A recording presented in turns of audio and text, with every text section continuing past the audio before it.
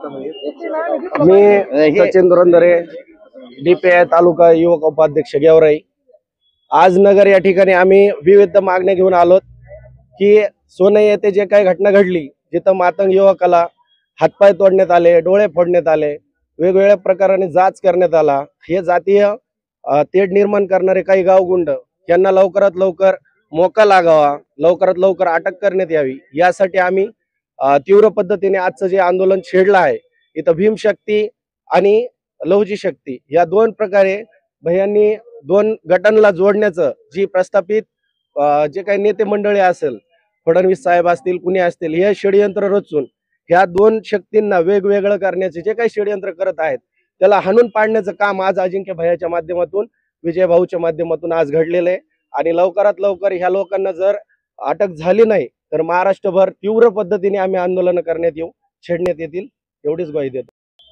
बरं, जो आज मातंग समाजाचा मोर्चा आयोजित केला होता, काय मागण्या घेऊन आपण जिल्हाधिकारी कार्यालयावर गेला होता? आज सोनई येथील संजय वैरागर या युवकावर भ्याड हल्ल्याच्या निषेधार्थ आज या अहिल्यानगरमध्ये लहुशक्ती आणि भीमशक्ती मिळून अशा पद्धतीने गुंडावर कारवाई करण्यासाठी हा सर्व समाज एकत्रित येऊन हा मोर्चा काढण्यात आलेला होता।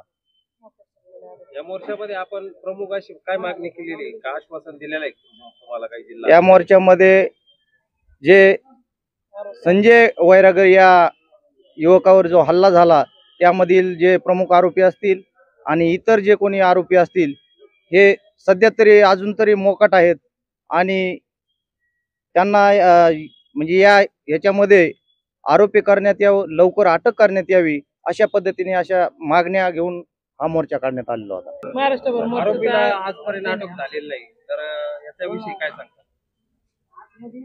जर आरोपीला अटक जर लवकरात लवकर नाही झाली तर नक्कीच आम्ही यापुढे याही पेक्षा मोठा मोर्चा प्रत्येक जिल्ह्यामध्ये मोर्चा काढण्यात येईल।